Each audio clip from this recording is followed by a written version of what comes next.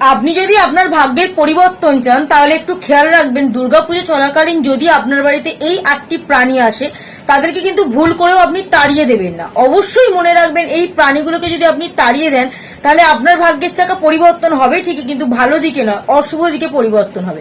অর্থাৎ আপনার জীবনে যদি সুখ আসবো মনে করে তাহলে এই 8টি প্রাণী কিন্তু আশ্বিন মাস চলাকালীন অর্থাৎ দুর্গাপুজোর মধ্যে আপনার বাড়িতে অবশ্যই প্রবেশ করবে। যে কোনো একটি প্রাণী যদি আপনার বাড়িতে প্রবেশ করে আপনি বুঝেই নেবেন আপনার জীবনে কোন দিকের উন্নতি ঘটতে চলেছে।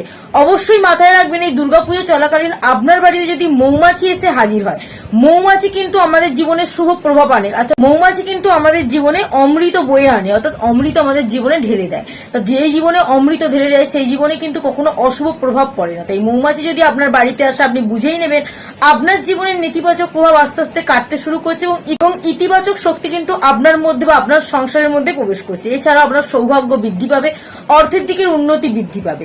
এছাড়াও বাস্তুশাস্ত্র মতামত অনুযায়ী ভ্রমর যদি আপনার বাড়িতে প্রবেশ করে তাহলে আপনি জানবেন কুবের দেবের আশীর্বাদ কিন্তু আপনার মাথার উপর আছে। আর কুবের দেবের আশীর্বাদ যার মাথার উপর থাকে তাদের সংসারে ধন সম্পত্তি অতিরিক্ত বৃদ্ধি পায়। এছাড়াও এই আশ্বিন মাস চলাকালীন অর্থাৎ দুর্গাপুজোর মধ্যিখান অর্থাৎ দুর্গাপুজোর সময়টির মধ্যে যদি আপনার বাড়িতে পেঁচা এসে উপস্থিত হয়, যেন সাদা পেঁচা হয়, তাহলে বুঝে নেবেন মা পার্বতী দেবীর সাথে সাথে কিন্তু মা লক্ষ্মী দেবীর আশীর্বাদ আপনার উপর আছে।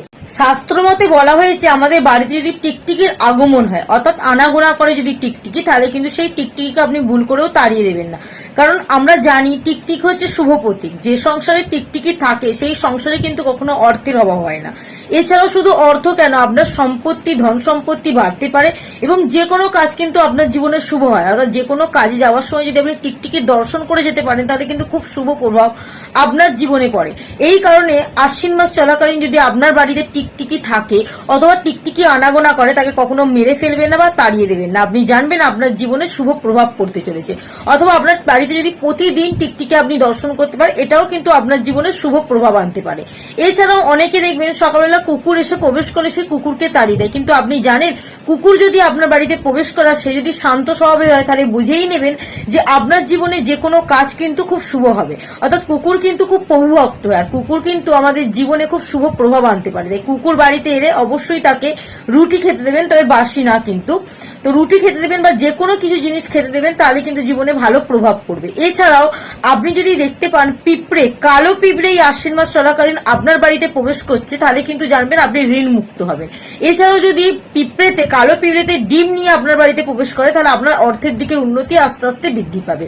এছাড়াও স্বপ্নের মধ্যে যদি আপনি শঙ্খের আওয়াজ, মাছ সাঁতার কাটছে, এমনকি পাখি পক্ষীদের দেখতে পান, সাপ দেখতে পান, তাহলেও কিন্তু খুব শুভ। এছাড়াও আশ্বিন মাস চলাকালীন আপনার বাড়িতে যদি কোনো সাপ এসে প্রবেশ করে তাহলে জেনে নেবেন মহাদেবের আশীর্বাদ এই আশ্বিন মাস চলাকালীন আপনার মাথার উপর সবসময় আছে।